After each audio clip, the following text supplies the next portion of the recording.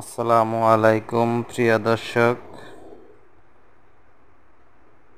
এই মুহূর্তে যে ফলটি দেখতে পাচ্ছেন এটা হচ্ছে জাহান্নামের একটা নিদর্শন। ইতিমধ্যে হয়তোবা আপনারা জানেন বা শুনেছেন জাক্কুম নামে যে জাহান্নামে ফলটা থাকবে উপরে কাঁটাযুক্ত।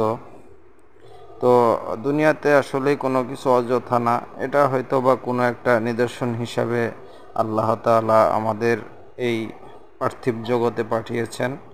দেখুন কত তীক্ষ্ণ কাঁটা, এই ফলটাই জাহান্নামে পাপীদেরকে খাওয়ানো হবে।